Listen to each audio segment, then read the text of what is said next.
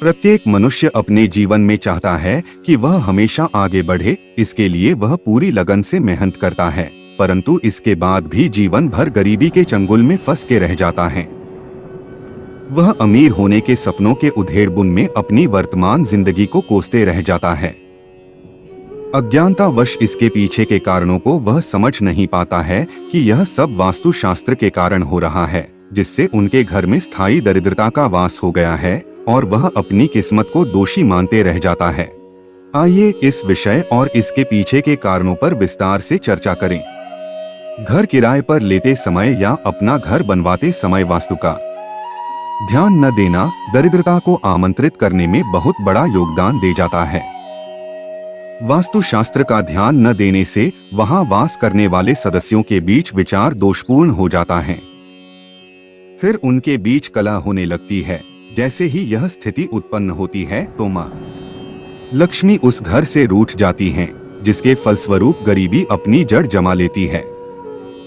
सनातन धर्म के 18 पुराणों में से एक गरुड़ पुराण में भगवान विष्णु और गरुड़ के बीच बातचीत का वर्णन है, जिसमें धर्म से जीवन जीने की कला, मृत्यु, अंतिम संस्कार और पुनर्जन्म से संबंधित बातों का जिक्र किया गया है। इस पुराण में भगवान विष्णु ने बताया है कि वे कौन कौन से कर्म हैं जिसकी वजह से व्यक्ति के जीवन में दरिद्रता आती है। पहला, रसोई घर में झूठे बर्तन। अगर हम रात को रसोई घर में झूठे बर्तन रखकर सोते हैं तो हमारे घर में दरिद्रता का वास हो जाता है। इसीलिए हमें रात को अपना रसोई घर पूरा साफ सुथरा करके सोना चाहिए और कभी भी रोटी बनाने के बाद तवा उल्टा न रखें।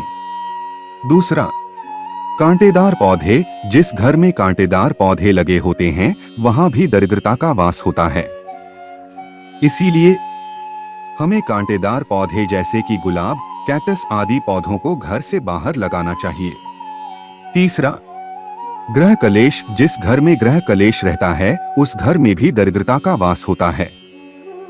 इसीलिए घर में लड़ाई झगड़ा नहीं करना चाहिए, हमें आपस में मिलजुल कर रहना चाहिए।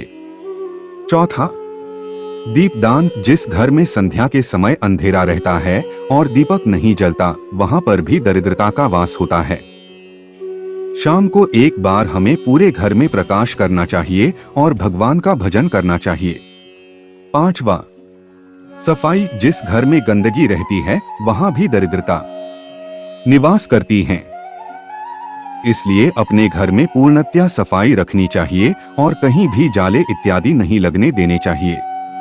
छठा, मैले वस्त्र धारण करना। गरुड़ पुराण के अनुसार जो लोग मैले वस्त्र यानी गंदे कपड़े पहनते हैं, धन की देवी लक्ष्मी उन्हें त्याग देती हैं। इसलिए हमें प्रतिदिन स्नान करके सदैव स्वच्छ वस्त्र धारण करने चाहिए। स्वच्छ रहने वाले पर मां महालक्ष्मी की कृपा हमेशा बनी रहती है। सातवां, साफ सुथरा मंदिर। जिस घर में पूजा का स्थान साफ सुथरा नहीं होता वहां भी दरिद्रता वास करती है। इसीलिए हमें अपने पूजा स्थल को हमेशा साफ सुथरा रखना चाहिए। आठवां, सूर्य निकलने के बाद उठना। जो लोग सूर्य निकलने के बाद उठते हैं वहां भी दरिद्रता वास करती है। इसीलिए हमें प्रातःकाल उठना चाहिए, क्योंकि देर से उठने पर माता लक्ष्मी हमसे रूठ जाती हैं। नौवां, सूर्यास्त के समय भोजन।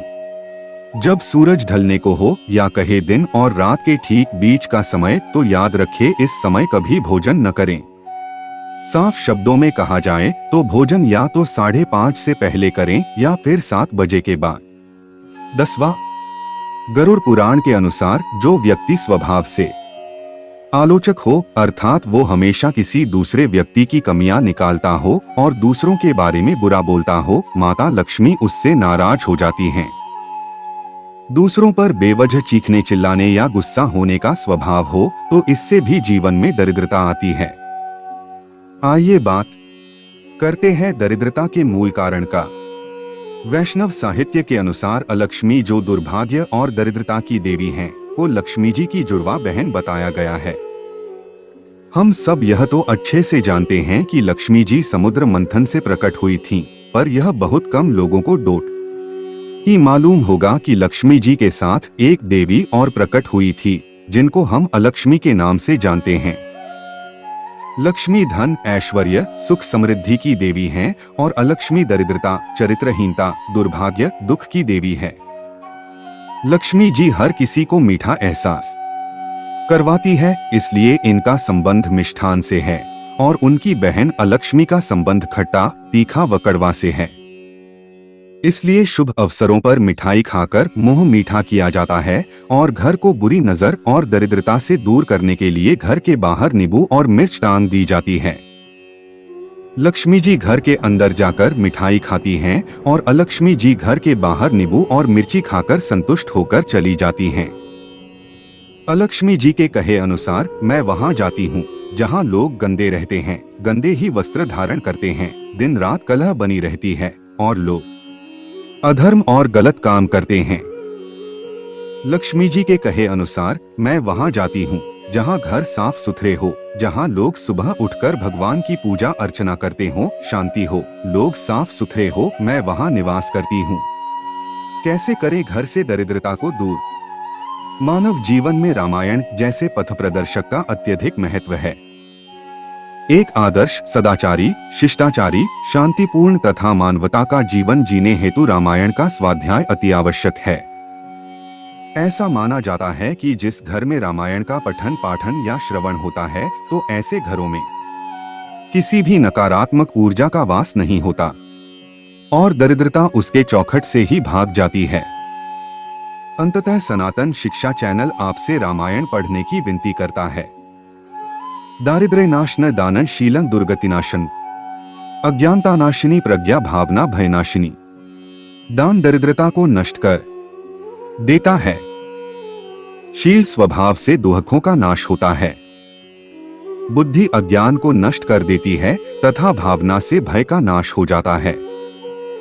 उद्योगे नास्ति दारिद्र्यं जप्तो नास्ति पातम्, मौनेन कलहो नास्ति जागृतस्य च न भयम्।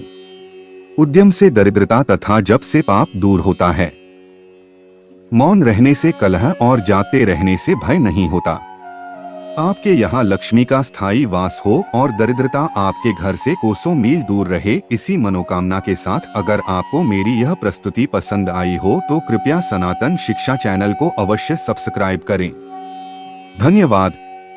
जय हिंद, जय सनातन।